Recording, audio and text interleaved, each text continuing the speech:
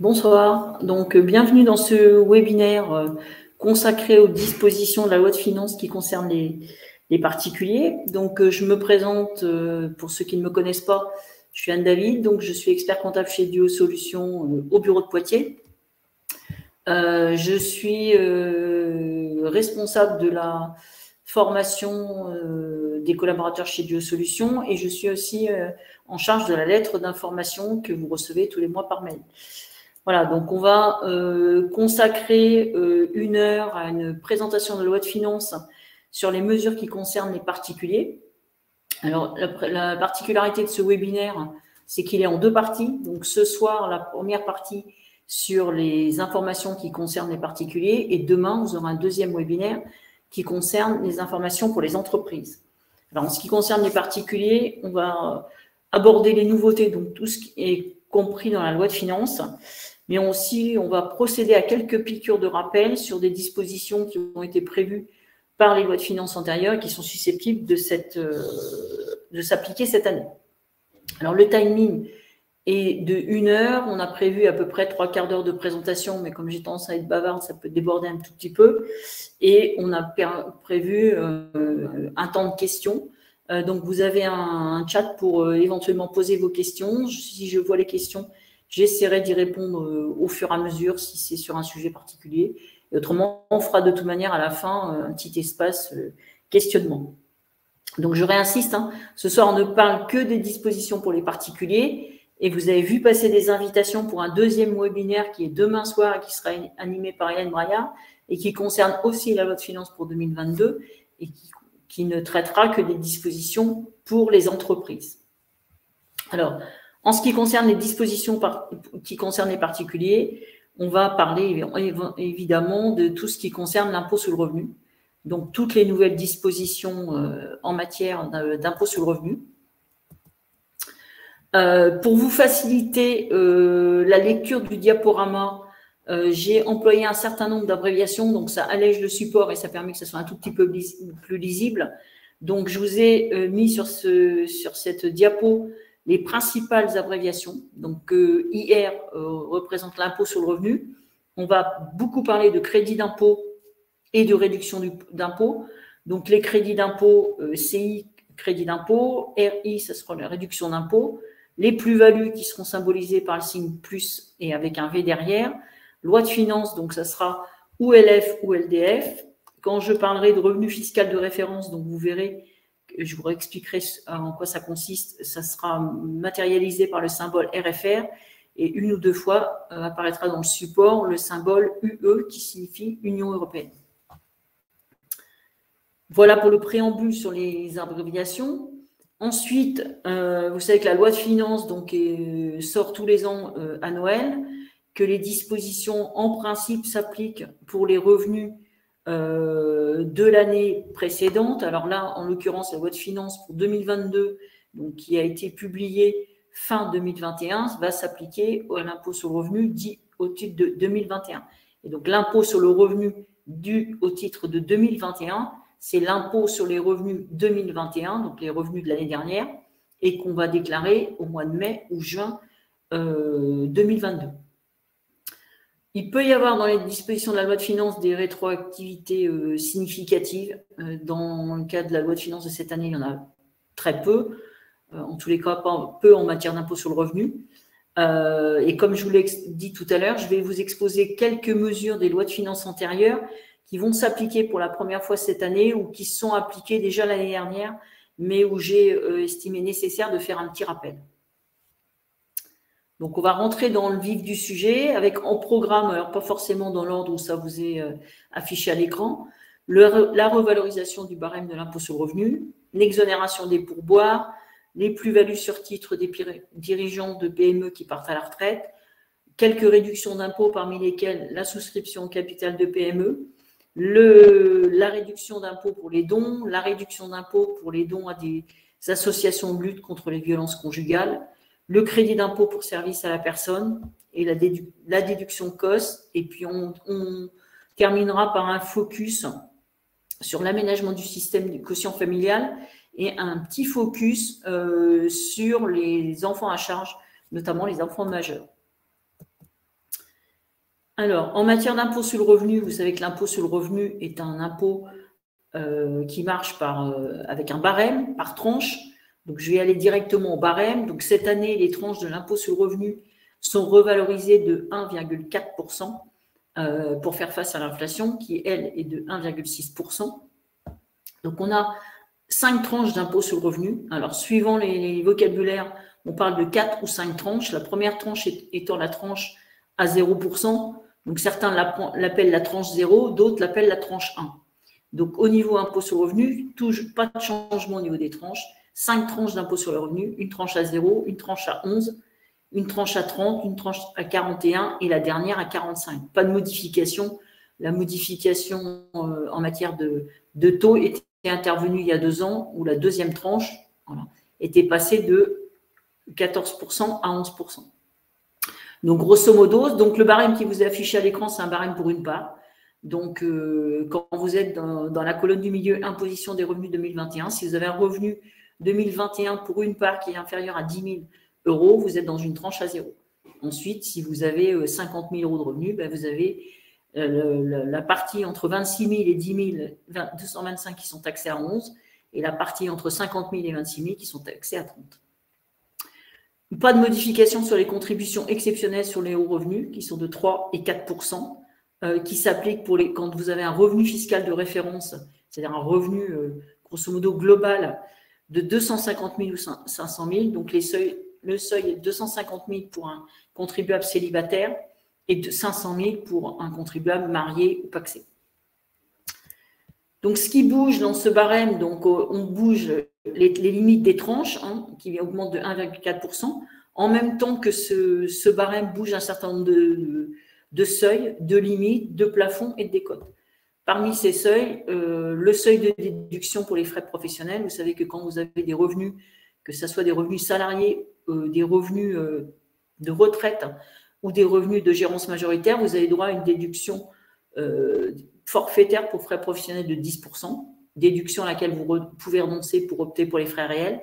Et donc, ce montant est de 10% de votre net imposable avec un minimum. Et cette année, le minimum est à 448 € et le maximum à 12 829. Ça veut dire que si 10% de votre revenu imposable est supérieur à 12 829 €, vous ne pourrez dire que 10 829 €.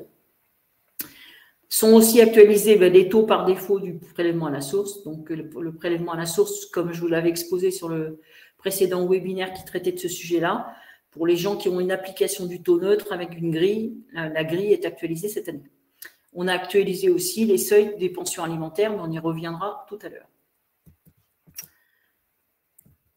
Autre mesure en matière d'impôt sur le revenu, l'exonération des pourboires.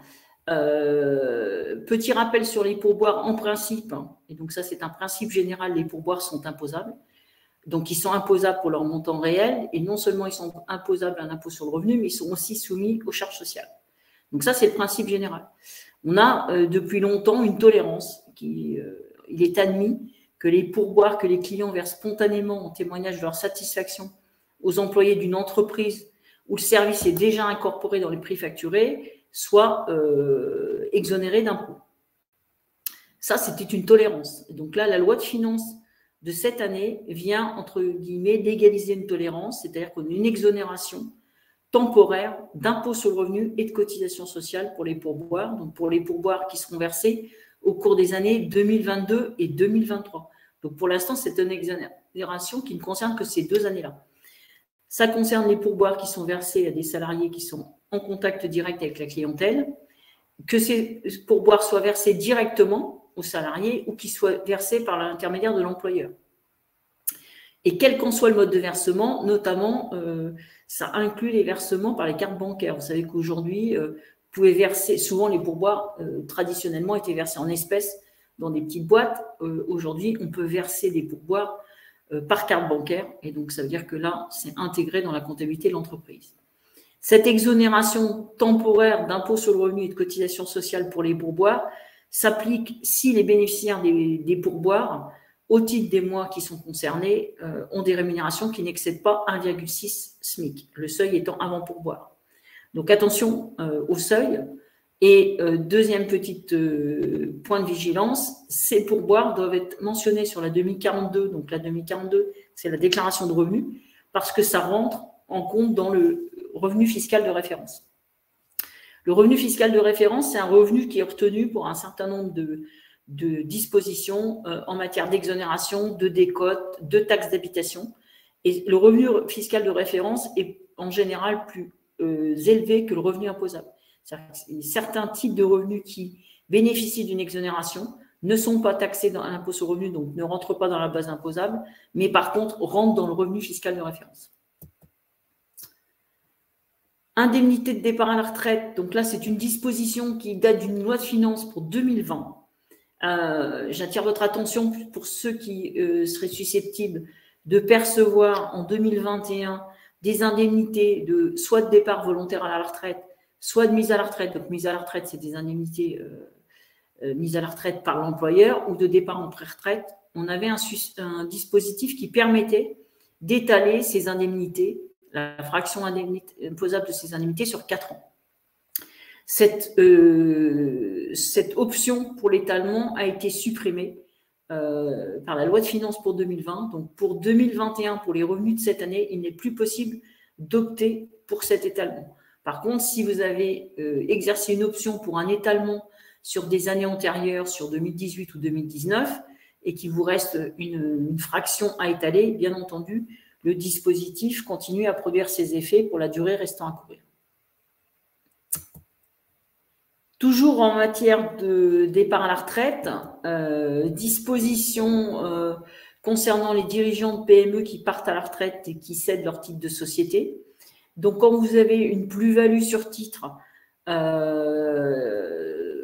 quand vous partez à la retraite, vous avez un dispositif d'imposition un peu particulier, puisque vous avez un régime qui s'appelle le prélèvement forfaitaire unique, donc autrement appelé flat tax, qui s'élève à 30%, avec un taux d'imposition sur le revenu de 12,80 avec des prélèvements sociaux de 17,20%. Et donc, ce régime s'applique de plein droit. Par option, vous pouvez opter pour le barème. Donc, le barème, c'est ce qu'on a vu tout à l'heure, hein, le barème par tranche, avec la tranche à 11, à 30, à 41 et à 45.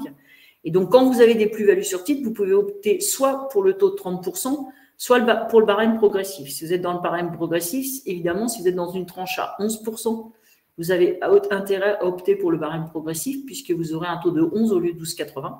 Si vous êtes dans une tranche à 45, bien entendu, vous avez intérêt à opter pour le PFU. Petit point d'alerte, cette option, elle concerne non seulement les plus-values sur titre, mais si vous avez d'autres revenus qui sont soumis, notamment des revenus financiers, qui peuvent être soumis par option au prélèvement forfaitaire unique ou au barème de l'impôt sur le revenu, vous avez une option qui est globale. Donc, si vous optez pour le régime du PFU sur vos plus-values sur titre, vous aurez obligatoirement vos dividendes et éventuellement vos intérêts de compte courant qui seront sur le même régime. Par contre, point particulier, on peut changer de régime tous les ans. C'est-à-dire que l'année où vous avez un gros revenu tel que des plus-values sur titre, vous pouvez vous mettre sur le PFU parce que ça vous est plus favorable. Et l'année suivante, vous pouvez changer d'option et vous mettre sur un barème ou rester sur le PFU. Donc, plus-value sur titre de dirigeants partant à la retraite, on a 3 actions, 3 dates qui sont importantes: la cessation des fonctions, la liquidation des droits à la retraite et la cession des titres. Et donc, le régime particulier des plus-values sur titre de dirigeants partant à la retraite, petit rappel, on a un abattement fixe de 500 000 € sur les plus-values qui sont réalisées entre le 1er janvier 2018 et le 31/12/2022. C'est-à-dire que si votre plus-value est égale à 400 000 €, vous avez un abattement fixe de 500 000 €, donc vous n'êtes pas imposable. Quelles que soient les modalités d'imposition que vous avez choisies, donc que vous soyez au PFU, à la flat tax, ou que vous ayez opté pour le barème, vous avez droit à cet abattement fixe à partir du moment où vous avez votre plus-value entre le 1er janvier 2018 et le 31/12/2022, avec des conditions qui tiennent à la cession. Donc, ces conditions n'ont pas changé. Tout ça, ce sont des rappels pour vous dire après ce qui va changer. En ce qui concerne la cession, ça concerne les cessions de titres de sociétés qui sont soumises à l'IS, qui sont des PME au sens communautaire du terme, avec des seuils à ne pas dépasser. avec une activité économique et opérationnelle, donc ça exclut des sociétés avec des activités de gestion de patrimoine, et qui ont leur siège dans l'Union européenne. Et pour bénéficier de cet abattement, le cédant doit avoir exercé une activité au sein de la société pendant 5 ans au moins avant la cession et de tenir au moins 25% des droits de vote ou des droits dans les bénéfices sociaux.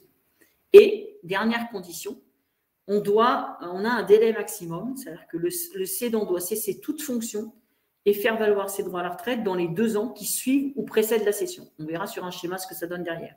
C'est-à-dire qu'il y a 4 ans maximum entre les deux événements, la cessation des fonctions et la liquidation des droits à la retraite, mais c'est 2 ans entre la cessation des fonctions et la cession et 2 ans entre la liquidation des droits à la retraite et la cession. Donc ça, c'est le rappel du dispositif antérieur.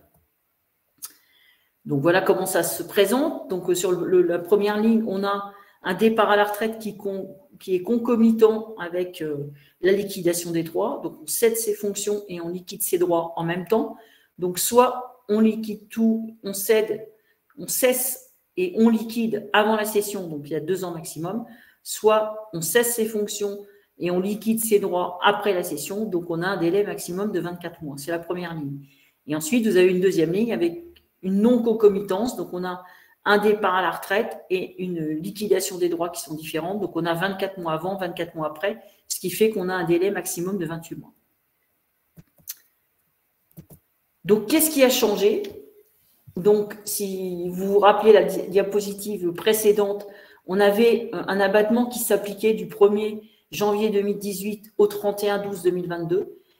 On a prolongé cet abattement jusqu'au 31/12/2024 pour profiter ou en tous les cas faire profiter de cet abattement aux dirigeants qui ont rencontré des difficultés pendant la période Covid pour vendre leur entreprise ou tout du moins où les cessions ont pu être décalées pendant la période de Covid. Donc, on leur a laissé un tout petit peu plus de temps. Donc, toutes les cessions entre le 1er janvier 2018 et le 31/12/2024 pourront bénéficier de l'abattement des 500 000 € à condition de remplir les autres conditions. On a aussi aménagé de manière temporaire la condition de délai pour céder les titres. Donc, on a un délai supplémentaire d'1 an pour céder les titres lorsque le départ à la retraite précède la cession. Et donc, l'allongement temporaire est de 24 à 36 mois entre le départ à la retraite et la cession.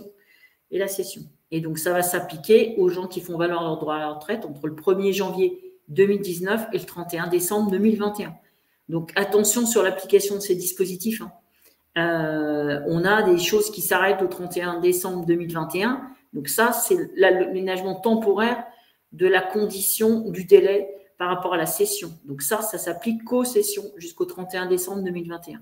Après, sur les autres conditions, on a une prorogation de l'abattement jusqu'au 31/12/2024. Et je vous rappelle que quand on ne respecte pas le délai, donc si on ne respecte pas là, en l'occurrence, ce délai de 3 ans, on a une remise en cause de l'abattement. Voilà, donc ça, c'est symbolisé sur le schéma pour les départs à la retraite qui précèdent la cession. Et on a une cession entre le 1er janvier 2019 et le 31/12/2021. Vous avez le schéma qui vous montre le délai supplémentaire. On va passer sur une rubrique que j'ai intitulée crédit d'impôt et réduction d'impôt. Alors, bien entendu, je ne vais pas balayer toutes les crédits d'impôt et réduction d'impôt. On va balayer celles qui sont modifiées par la loi de finances et on fera quelques petites piqûres de rappel sur certaines dispositions. Alors, d'abord, petit préambule pour qu'on se comprenne bien. Un petit focus sur la différence entre un crédit d'impôt, une réduction d'impôt et une charge déductible. Comme on l'a vu tout à l'heure sur le barème, l'impôt, c'est un impôt par tranche. Donc, on détermine une base imposable et à cette base imposable, on applique le barème. Donc, on a un certain nombre de dépenses, ce qu'on appelle des charges déductibles, qui viennent réduire la base de l'impôt. Donc, elles réduisent la base qu'on soumet au barème par tranche. Donc, l'impact de ces dépenses dépend de la tranche d'imposition du contribuable. Exemple, les pensions alimentaires, on le verra tout à l'heure avec les pensions alimentaires versées pour des enfants majeurs. L'impact des pensions alimentaires n'est pas le même suivant que vous êtes dans une tranche à 11% ou à 45%. Ensuite, on a ce qu'on appelle les réductions d'impôt. Donc, les réductions d'impôt, ce sont des dépenses qui viennent en déduction de l'impôt à payer. Donc, peu importe la tranche dans laquelle vous êtes, quand vous avez un dispositif qui vous accorde une réduction d'impôt, donc on en parlera tout à l'heure, notamment les réductions d'impôt type Resto du Cœur, que vous soyez dans une tranche d'imposition faible ou forte, ça ne change rien, la réduction d'impôt est toujours la même. Ensuite, on a les crédits d'impôt qui, comme les réductions d'impôt, viennent en diminution de l'impôt à payer et qui ne dépendent pas de la tranche d'imposition du contribuable. Donc là-dessus, il n'y a pas de différence entre une réduction d'impôt et un crédit d'impôt. La différence, c'est quand vous avez une réduction d'impôt que vous n'êtes pas imposable, on ne vous rembourse pas. Si vous êtes imposable et que la réduction d'impôt excède votre impôt, on ne vous rembourse pas. Alors que quand vous avez un crédit d'impôt, vous avez un droit à remboursement si le crédit d'impôt excède votre impôt. Et vous avez un crédit d'impôt si vous n'êtes pas imposable du tout, c'est-à-dire que même avant toutes vos réductions, vous n'êtes pas imposable, vous avez un crédit d'impôt, notamment les crédits d'impôt pour les dépenses énergétiques ou les crédits d'impôt pour les emplois à domicile, notamment pour les personnes non imposables, ça crée un droit à remboursement. Donc, une fois qu'on a dit ça, on a un certain nombre de réductions et crédits d'impôt. Donc, la première réduction, c'est la réduction d'impôt pour souscription au capital des PME, donc qui peut vous concerner en tant que chef d'entreprise. On a des taux majorés qui ont été annoncés depuis longtemps, mais qui ont été appliqués tardivement. Donc, le principe est que vous souscrivez à une augmentation de capital ou à la souscription du capital initial d'une PME et vous avez droit à une réduction d'impôt égale à 18% des montants effectués dans la limite de 50 000 ou 100 000. Donc, 50 000 quand on est sur des célibataires et 100 000 quand on est sur un couple marié ou pacsé. Et donc, la réduction d'impôt est plafonnée à ce montant-là. Et si vous avez un montant de versement qui excède ces plafonds, vous avez la possibilité de reporter la fraction sur les 5 années suivantes. Donc, c'est une des réductions d'impôt où vous n'avez pas, comme toutes les réductions d'impôt, de droit à remboursement, mais par contre, si vous excédez le plafond de dépenses, vous avez droit à un report. Et donc, ce qui avait été annoncé l'année dernière, c'est qu'on avait un taux qui avait été porté de 18 à 25%. On attendait le décret d'application, il est sorti tardivement. Donc, en fait, il s'est appliqué qu'à partir du 10 août 2020 jusqu'au 31/12/2020. Donc, si vous avez souscrit entre le 10 août 2020 et le 31/12/2020, vous aurez droit à une 25%. Entre le 1er janvier 2020 et le 10 août 2020, à 18%. Et pour 2021, on reconduit le taux majoré, mais rebelote. On attend le décret. Et donc, pour 2021, le décret est paru le 9 mai 2021. Donc, vous aurez, pour la partie du 1er janvier 2021 au 9 mai 2021, une réduction d'impôt de 18%. Pour les souscriptions après le 9 mai jusqu'au 31 décembre, 25%. Et on recommence pour 2022. C'est-à-dire que là, on va attendre le décret. Donc, pour les souscriptions entre le 1er janvier 2022 et une date à déterminer, on sera à 18% et on sera à 25% sur la fin de l'année. Conclusion de la chose étant qu'il vaut mieux souscrire sur la deuxième partie de l'année parce qu'on a plus de chances de profiter du taux à 25% que du taux à 18%. Autre crédit d'impôt, le crédit d'impôt service à la personne. Donc, on a un crédit d'impôt général qui représente 50% des dépenses engagées annuellement dans une double limite. Donc, vous avez une limite générale. Donc, je rappelle que les crédits de service à la personne, c'est ce qu'on a appelé pendant longtemps les emplois à domicile. Donc, ça peut être des gardes d'enfants, de l'assistance informatique à domicile, du ménage, du jardinage, des petits travaux de bricolage. Donc, vous avez droit à un crédit d'impôt de 50% des dépenses engagées dans la limite générale de 12 000 euros plus 1 500 euros par enfant à charge avec un plafond maximum de 15 000 euros et un plafond spécifique si c'est la première année que vous recourez à ce type de service. 15 000 euros avec 1 500 euros par enfant à charge avec un plafond maximum de 18 000 euros. On a un troisième plafond qui est un plafond spécifique pour les contribuables invalides ou ayant à charge une personne invalide et ce plafond est de 20 000 euros. Alors, quelle est la nouveauté cette année? Alors, petit point de vigilance avant de parler des nouveautés.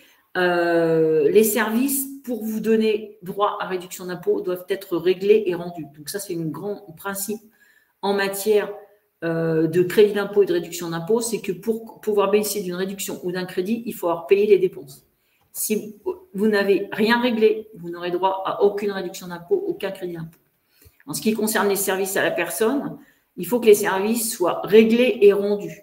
Donc, attention aux organismes qui facturent des services d'avance. Donc, certaines entreprises mal intentionnées ont fait des factures, vous proposent de facturer des services d'avance pendant 1 an au mois de décembre pour que vous puissiez le déduire de vos déclarations de revenus de l'année suivante. Alors, attention à ça, il y a eu quelques cas où l'administration fiscale a refusé en disant que c'était des services facturés d'avance non rendus, donc avec pas de réduction d'impôt à la clé. Autre point de vigilance, les CESU préfinancés.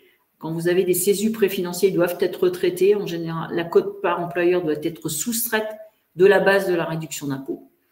Et en général, l'attestation CESU ne tient pas compte de cette part préfinancée. Donc, c'est au contribuable de faire le retraitement.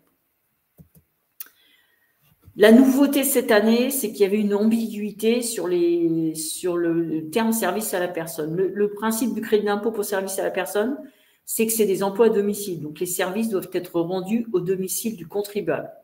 Si les services ne sont pas rendus au domicile du contribuable, ils ne donnent pas droit à réduction d'impôt, à crédit d'impôt, pardon.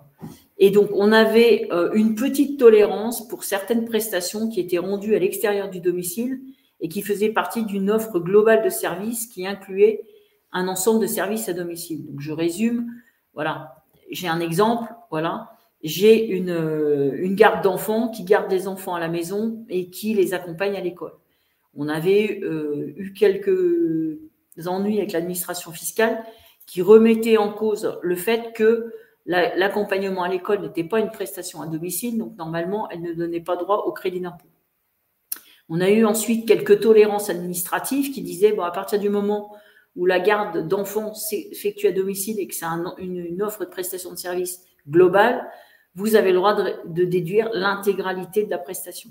Et donc là, la loi de finances est venue légaliser un certain nombre de tolérances administratives. Bon, j'attire votre attention sur le fait que la liste des services qui sont réalisés à l'extérieur du domicile, mais qui sont acceptés pour la réduction d'impôt parce qu'ils font partie d'un ensemble, sont limitativement énumérés. Compte tenu du temps qui nous est imparti, on ne va pas rentrer dans ce détail-là. Point important sur les services à la personne, et là, bien entendu, il y a eu quelques soucis sur le sujet. On a à l'intérieur du plafond global des sous-plafonds. Et donc, normalement, les plafonds pour les travaux de petit bricolage est de 500 €. Le plafond de dépenses pour l'assistance informatique, c'est 3 000 €. Et les travaux de jardinage, c'est 5 000 €. Donc, l'administration fiscale peut vous remettre en cause votre réduction d'impôt si vous avez des travaux de jardinage à l'année qui excèdent ce plafond-là, même si vous ne déplacez pas le plafond général des 12 000 €. Réduction d'impôt pour les dons. Donc, ça, c'est quelque chose qui vous concerne aussi beaucoup en tant que particulier. Vous savez que vous avez 2 types de dons. Vous avez ce qu'on appelle les dons généraux qui sont éligibles, alors qui apparaissent en deuxième partie sur le diaporama, qui sont éligibles à une réduction de 66%. Donc ça, c'est essentiellement les dons aux associations culturelles, sportives, les dons aux partis politiques aussi, avec un plafond très élevé qui est égal à 20% du revenu imposable, avec une possibilité, si les dons excèdent ce plafond, de reporter sur 5 ans. Donc ça, j'insiste, c'est si les dons excèdent le plafond des dépenses, c'est pas si les dons excèdent votre impôt. Et puis, on a une deuxième catégorie de dons qui sont des dons qui sont éligibles à une réduction de 75%. Ça veut dire que je porte 100 de dons sur ma déclaration de revenus d'administration fiscale, m'en rembourse 75. Donc, c'est ce qu'on a appelé l'amendement Coluche, puisque au départ, il concernait les Restos du Cœur. Pour inciter les gens à verser de l'argent aux Restos du Cœur, on a majoré la réduction en disant c'est 75% au lieu de 66%. Ça concerne essentiellement des associations qui fournissent de la nourriture. Voilà, les Restos du Cœur, Médecins du Monde, Médecins sans frontières, etc. Je vous invite, quand vous faites votre déclaration de revenus, à bien vérifier quel est le taux de réduction qui s'applique à votre don, puisque vous avez 2 lignes différentes sur la déclaration de revenus. Et pour ces dons à 75%, vous avez un plafond habituellement à 550 € à peu près. Nouveauté de cette année et de l'année dernière, pour encourager les gens à faire des dons, tous les dons éligibles à 75%, le plafond est porté de 550 à 1 000 euros. Alors, c'est une augmentation temporaire du plafond qui s'est appliquée au revenu 2020, qui a été prolongée sur 2021 et qui vient d'être prolongée pour 2022 et 2023. Voilà. Alors, attention, si vous excédez les 1 000 euros, donc exemple, vous faites un don au Resto du Cœur de 2 000 euros, la réduction d'impôt à 75% ne sera retenue que sur 1 000. Donc, il faut mettre que 1 000 sur la ligne qui se rapporte au don à 75%. Et le 1 000 excédentaire vous donne droit à une réduction à 66%. Et donc, le report n'est pas automatique. C'est au contribuable de faire lui-même sa répartition. Si vous mettez 2 000 euros de dons sur la première ligne éligible à 75%, vous allez perdre 750 euros. Réduction d'impôt pour dons à des organismes luttant contre la violence conjugale. Là, c'est un type de don un peu particulier qui donne droit normalement à une réduction de 66% et qui avait été porté temporairement à 75% pour les revenus 2021. Donc, c'est-à-dire que si en 2021, vous avez fait un don à ce type d'association, vous aurez 75% de réduction d'impôt et qui vient d'être prolongé pour 2022.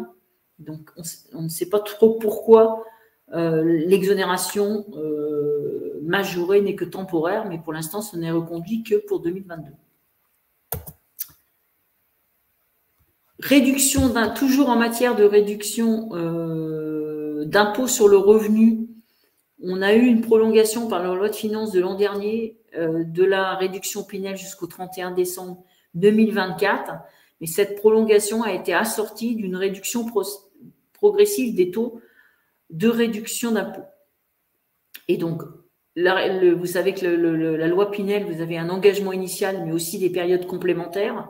Donc, vous voyez sur le tableau qui s'affiche sur votre écran qu'on a des taux en 2021 qui sont un engagement initial à 12%, avec un engagement initial sur 9 ans à 18% et une location sur 12 ans à 21%. Et vous voyez qu'en 2022, les taux sont les mêmes, mais que la prorogation jusqu'au 31 décembre 2024 est assortie de la baisse des taux sur 2023 et sur 2024.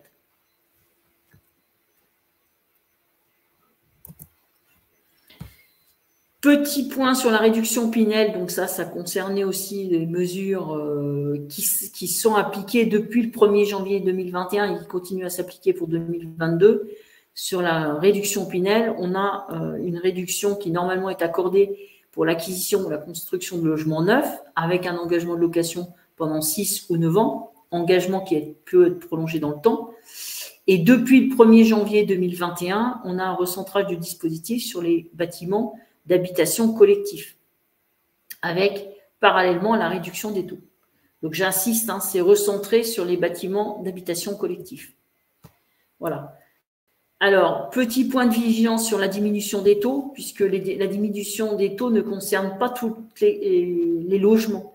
C'est-à-dire que le principe de beaucoup de réductions d'impôts, notamment basées sur l'immobilier, c'est de favoriser la location ou l'investissement dans des secteurs où la demande en logement est forte, dans des quartiers défavorisés, avec des gens qui ont des revenus assez faibles. Et donc, dans ce sens-là, la diminution du taux pour la réduction Pinel ne concerne pas les logements qui sont situés dans un quartier prioritaire de la politique de la ville. Alors, puisque ça ne serait pas conforme à la volonté affichée d'encourager l'investissement pour permettre à des gens avec des revenus modestes de pouvoir se loger. Ça ne concerne pas non plus les logements qui respectent un certain nombre de critères en matière de qualité et de performance énergétique. Ça ne concerne pas non plus les investissements qui concernent la réduction d'impôt Normandie. Et donc, toutes ces 3 catégories de logements peuvent bénéficier des anciens taux qui sont plus favorables que les nouveaux taux. Depuis le 1er janvier, donc, réservé aux logements que le contribuable fait construire dans un bâtiment d'habitation collectif, et la restriction ne vise que les logements neufs ou en l'état futur d'achèvement. Donc, il n'y a pas de recentrage sur le dispositif ancien sur les bâtiments à usage collectif. Transformation de la déduction COS loué abordable en réduction d'impôt. Alors, le dispositif COS était une déduction d'impôt qui vient à la fois de changer de nom. Donc, la déduction COS s'appelle maintenant le dispositif loué abordable. On change le nom et ça se transforme en réduction d'impôt. Donc, le principe de ce dispositif-là était qu'on avait droit à une déduction spécifique calculée sur le revenu brut. Donc là, on est en revenu foncier. Hein. C'est-à-dire que j'achète un logement dans un secteur intermédiaire ou un secteur social avec une convention de loyer maîtrisée que je signe avec l'ANA et je taxe mes revenus en revenus fonciers, comme du revenu locatif classique sur de la location nue. Et donc, j'ai droit à une déduction spécifique, c'est-à-dire à un abattement sur mon revenu brut. Donc ça, c'est le dispositif qui s'appliquait jusqu'à présent.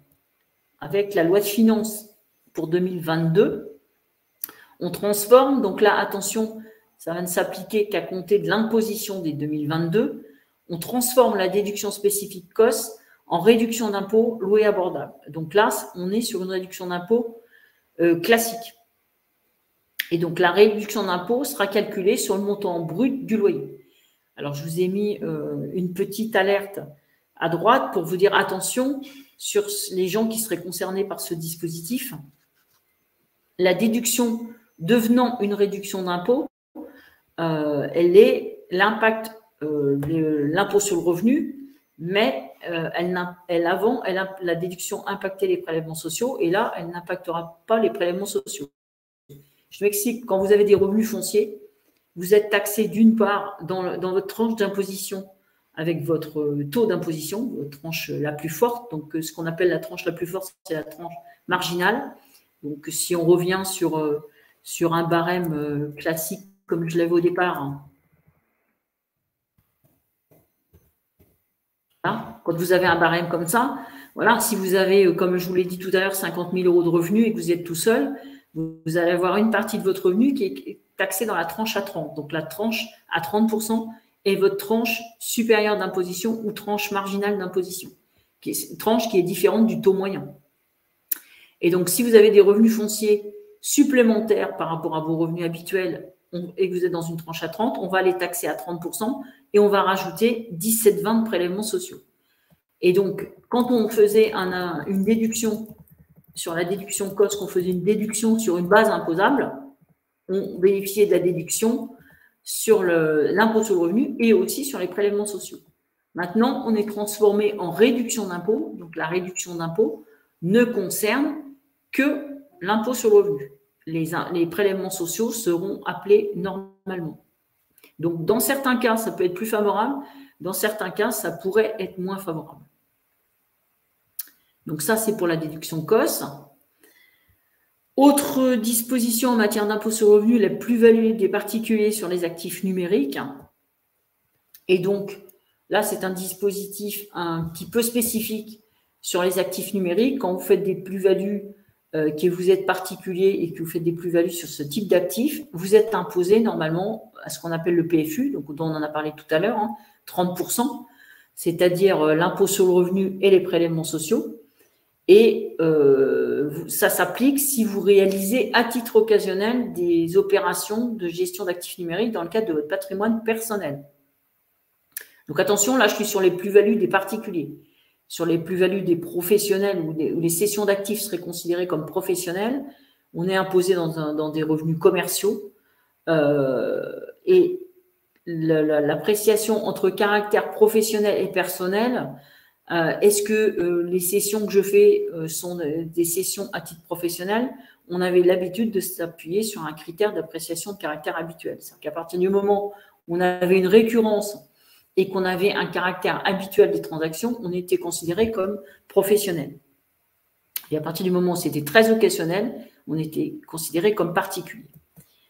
Donc, la nouveauté pour ces actifs-là, c'est que c'est imposé normalement au PFU, mais on peut opter pour le barème, alors que là, jusqu'à présent, c'était le PFU obligatoire. L'option est expresse et irrévocable, donc on la formule au moment où on dépose la déclaration de revenus et au plus tard avant l'expiration de la date limite de la déclaration. Forcément, si vous déposez votre déclaration en retard, les options seront considérées comme non avenues. Et l'option ne concerne que les plus-values de cession d'actifs numériques. Donc, c'est une dérogation au système que je vous ai expliqué tout à l'heure sur le système du PFU. C'est-à-dire que j'ai des revenus mobiliers, c'est-à-dire des intérêts de compte courant, j'ai des dividendes, j'ai éventuellement des plus-values, je vais opter pour le PFU. Si j'opte, je vais opter pour les trois. Si j'ai des gains sur des actifs numériques, je peux rester au barème et vice-versa. L'option est indépendante. C'est un des cas particuliers où je peux opter pour le PFU et mon option ne m'engage pas pour mes autres revenus. Mais attention, ce dispositif-là ne va s'appliquer qu'à compter du 1er janvier 2023, c'est-à-dire l'imposition des revenus de 2023, revenus qui seront déclarés en 2024 et imposés au prélèvement à la source en 2023 et dont le solde sera payé en 2024.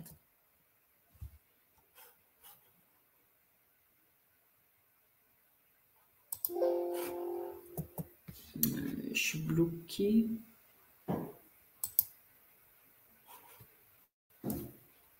Est-ce que la connexion est revenue? Parce qu'a priori, j'avais un... C'est bon? Donc, petit aparté sur les actifs numériques professionnels. Donc, à compter de 2023, ils ne relèveront plus des bénéfices industriels et commerciaux, mais ils seront des bénéfices non commerciaux. Et pour déterminer le caractère professionnel, on devra se baser sur des conditions de réalisation. Donc, j'insiste là-dessus, c'est important. Beaucoup d'activités, on ne sait pas si c'est des activités professionnelles ou activités personnelles particulières. On a tendance à se baser sur la fréquence, la récurrence, le montant. En ce qui concerne ce type de plus-value, on nous spécifie bien qu'à compter de 2023, on va regarder les conditions de réalisation des opérations. Et ce n'est pas parce qu'on aura des opérations qui seront non récurrentes qu'elles seront systématiquement taxées en plus-value des particuliers et non en plus-value des professionnels. Pour terminer sur le timing, je voulais faire un petit focus sur les enfants parce que c'est une question qui revient de manière récurrente quand on établit les déclarations de revenus.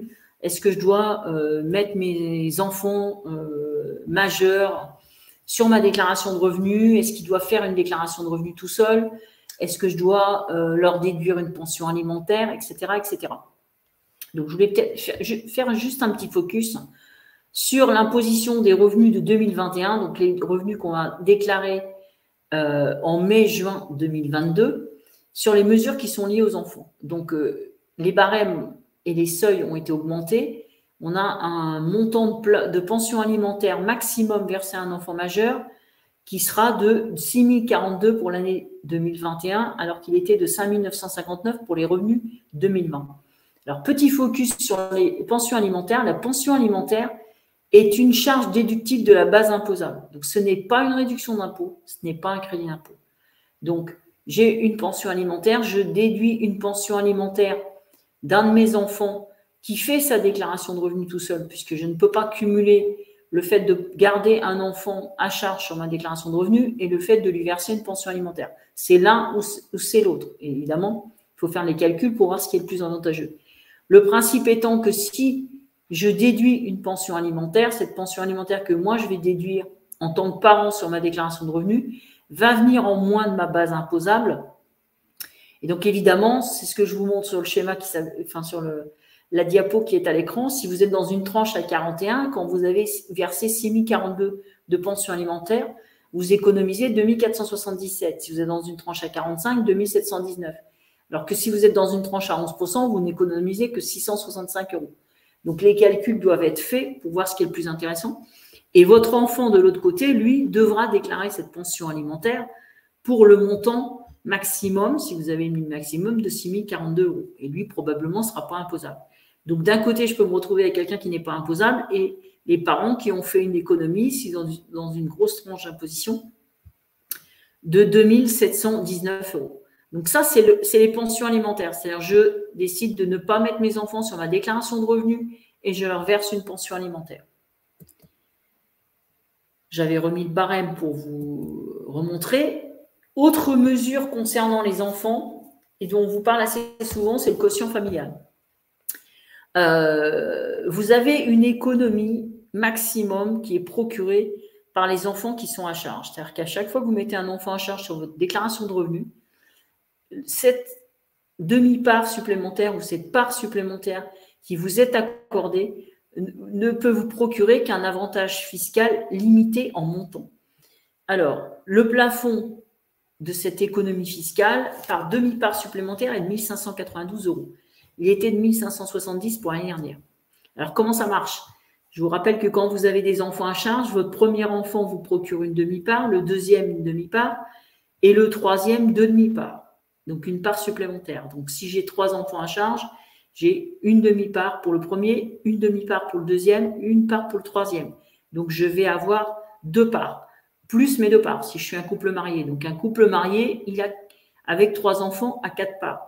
Une part pour monsieur, une part pour madame et 2 parts pour les enfants. Et donc là, on nous expose que l'économie d'impôt est limitée à 1 592 € par demi-part. C'est-à-dire que si vous avez 3 enfants à charge, vos 3 enfants à charge ne peuvent pas vous procurer une économie d'impôt supérieure à 4 fois 1 592 €, c'est-à-dire 6 368 €.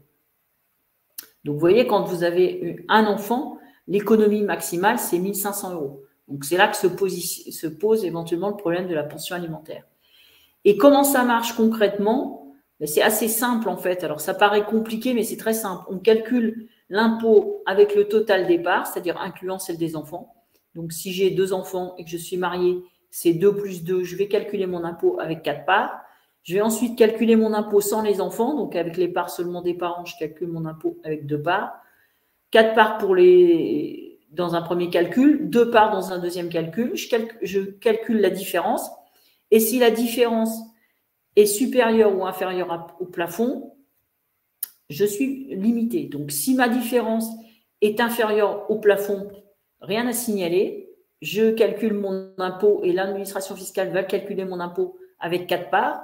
Si par contre, l'économie d'impôt que j'ai fait entre le calcul avec 4 parts et le calcul avec 2 parts est supérieure à 6 368 €, eh ben, j'aurai une réduction d'impôt de seulement 6 368 €. Donc, je prends l'impôt que j'aurais payé sans mes enfants et j'enlève 6 000 €. Donc, je voulais faire un focus là-dessus pour vous expliquer quelles étaient les problématiques en matière d'enfants à charge. Donc, on a une problématique d'économie maximale procurée par les demi-parts supplémentaires et ensuite, cette économie maximale, on peut la contourner, entre guillemets, par le biais des pensions alimentaires derrière.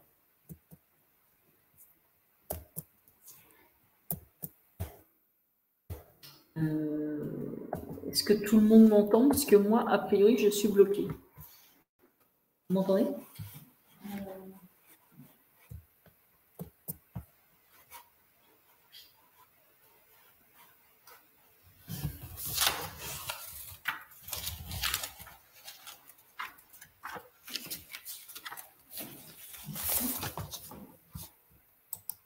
Ouais. On est reparti. Je vais finir, mais vraiment très rapidement sur un système de quotient familial. Je voulais juste, pas quotient familial, pardon, quotient, sur un mécanisme, mais je ne vais pas diffuser toutes mes diapos, je voulais juste vous parler de ce mécanisme qui a pour but de limiter l'effet tranche en présence de revenus exceptionnels. Quand vous avez des revenus exceptionnels, on a vu que le barème marchait par tranche. Si vous avez une année, un type de revenu exceptionnel, vous pouvez avoir un effet tranche, c'est-à-dire que vous étiez dans une tranche à 30% et ce revenu exceptionnel vous fait basculer dans une tranche supérieure. Donc, on a un aménagement du système du quotient. Donc, on ne va pas faire un cours de fiscalité là, mais je voulais juste vous expliquer que ça existait et que ça avait été aménagé. Ce système du quotient, c'est grosso modo, je calcule l'impôt sur mon revenu ordinaire.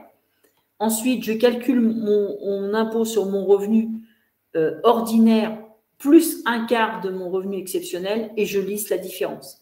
Donc, si vous avez des revenus exceptionnels et que vous faites vous-même votre déclaration de revenus, je vous incite à vous intéresser à ce dispositif-là et éventuellement à nous poser des questions sur ce dispositif-là qui a été ménagé, notamment quand vous avez des types de revenus avec des déficits.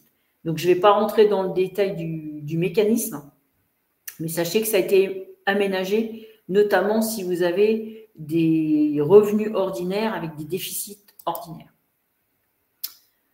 Voilà, je vais m'arrêter là pour cette présentation. Je suis à disposition pour des questions.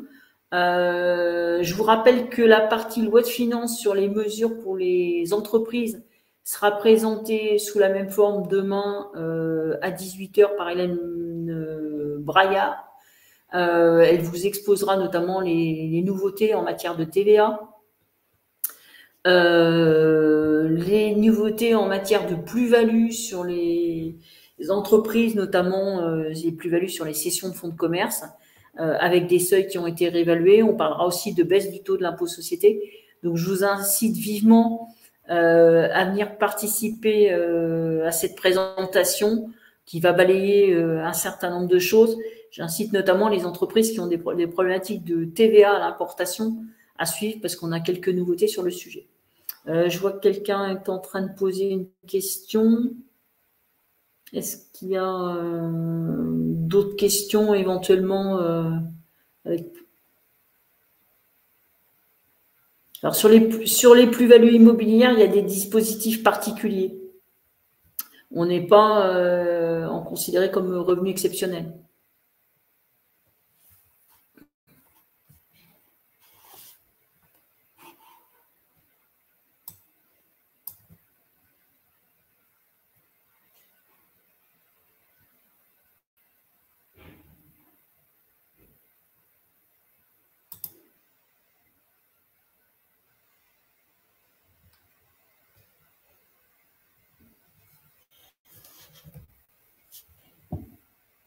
Est-ce qu'il y a d'autres questions ?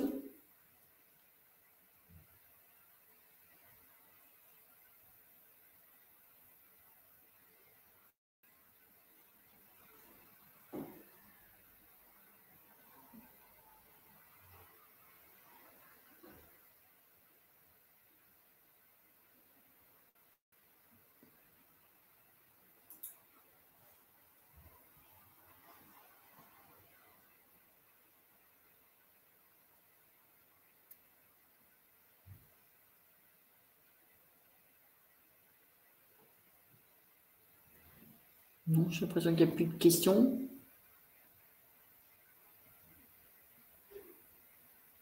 Est-ce qu'il y a des sujets particuliers du coup, j'en profite pour faire un petit sondage. Est-ce qu'il y a des sujets particuliers que vous aimeriez voir abordés dans un prochain webinaire sur l'impôt sur le revenu pour que ça puisse nous donner éventuellement des pistes sur des sujets qu'on pourrait évoquer. Vous pouvez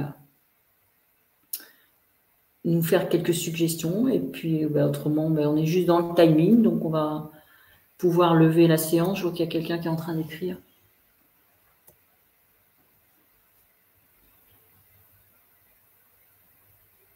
Merci. Je vous remercie. Et je vous remercie pour vos remerciements. J'espère que ça a été clair. Ce n'est pas forcément toujours très, très facile. Bon, écoutez, s'il n'y a pas d'autres questions, je vous remercie pour votre présence. Vous étiez assez nombreux puisqu'on était plus d'une trentaine. J'espère que ça a répondu à vos attentes. N'hésitez pas à nous faire part de vos commentaires. Donc, le replay sera disponible. Et puis, je vous souhaite à tous une bonne soirée. Et je vous dis à bientôt pour un prochain webinaire sur de l'actualité fiscale ou autre. Bonne soirée.